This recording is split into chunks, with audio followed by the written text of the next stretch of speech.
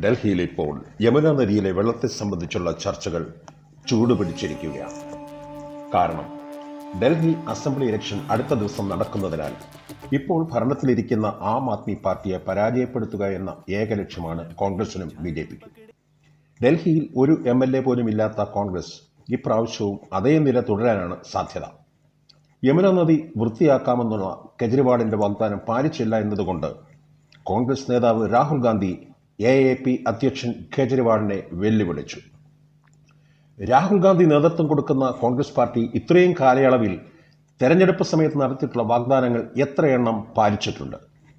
പോരെങ്കിൽ കെജ്രിവാൾ ഡൽഹിയുടെ മുഖ്യമന്ത്രി ആകുന്നതിന് മുൻപ് കോൺഗ്രസ് നേതാവ് ഷീലാ ദീക്ഷിത് ഭരിച്ച നീണ്ട കാലയളവിൽ യമുന നദി വൃത്തിയാക്കുവാൻ അവസരങ്ങൾ ഇല്ലായിരുന്നു. ലജ്ജയില്ലേ രാഹുൽ ഗാന്ധിക്ക് കെജ്രിവാളിനെ വെല്ലുവിളിക്കാൻ? BJPയും യമുന നദി തെരഞ്ഞെടുപ്പിൽ ഒരു പ്രധാന വിഷയമാക്കിയിട്ടുണ്ട്. കെജ്രിവാളിനെ കുറ്റക്കാരാക്കി തെരഞ്ഞെടുപ്പ് സമയത്ത് മുതലെടുക്കാൻ ശ്രമിക്കുമ്പോൾ ഇതെല്ലാം കണ്ടുകൊണ്ടിരിക്കുന്ന ജനങ്ങൾ വെറും വിഡ്ഢികളല്ല എന്നെങ്കിലും ശ്രീ നരേന്ദ്രമോദി മനസ്സിലാക്കണം. 2020 ശ്രീ അരവിന്ദ് കെജ്രിവാൾ യമുന നദി വൃത്തിയാക്കുമെന്ന് പറഞ്ഞിരുന്നെങ്കിൽ തുടർന്നുള്ള 2 വർഷങ്ങളിലധികം കോവിഡ് ഇന്ത്യയിൽ വ്യാപകമായി വ്യാപിച്ച് ആരും പുറത്തു പോകാതെ ക്വാറന്റൈനിൽ കഴിഞ്ഞ കാലഘട്ടമാണ്. തുടർന്ന് BJP ഭരിക്കുന്ന കേന്ദ്ര സർക്കാർ ഡൽഹി സംസ്ഥാന സർക്കാരിലെ മന്ത്രിമാർക്കെതിരെ വ്യാജ ആരോപണങ്ങളുണ്ടാക്കി അവരെ തുടർച്ചയായി ജയിലിൽ ഇട്ടിരിക്കുകയായിരുന്നു. യമുന നദിയുടെ ശുചീകരണത്തിന് വേണ്ടി ബജറ്റിൽ കോടിക്കണക്കിന് രൂപ ഉൾക്കൊള്ളിച്ചിട്ടുണ്ട്. എന്നാൽ ഈ പദ്ധതി നടപ്പാക്കാൻ തടസ്സമായി നിന്നത് BJP തന്നെയാണെന്ന് വ്യക്തമാകുകയാണ്. കൂടാതെ ഡൽഹിയെ ദേശീയ തലസ്ഥാനം എന്ന നിലയിൽ പരിഗണിച്ച് ഡൽഹിയിലൂടെ കടന്നുപോകുന്ന യമുന നദി വൃത്തിയാക്കാൻ BJPയുടെ അധികാരത്തിലുള്ള കേന്ദ്ര സർക്കാർ എന്തേ മുന്നോട്ട് വന്നില്ല?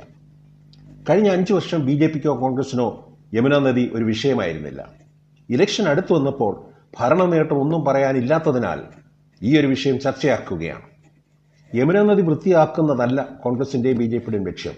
മറിച്ച് ഡൽഹിക്ക് വേണ്ടി യാതൊന്നും ചെയ്യാത്ത ഇരുകൂട്ടരും തങ്ങൾക്ക് സാധിക്കാത്ത പല നല്ല കാര്യങ്ങളും ചെയ്തു കഴിഞ്ഞ് 10 വർഷങ്ങൾ ഡൽഹിയിൽ ഭരിച്ച AAPയെ താഴെ ഇറക്കുക എന്ന പൊതുലക്ഷ്യത്തിലാണ് ഇപ്പോൾ രംഗത്തെത്തിയിട്ടുള്ളത്.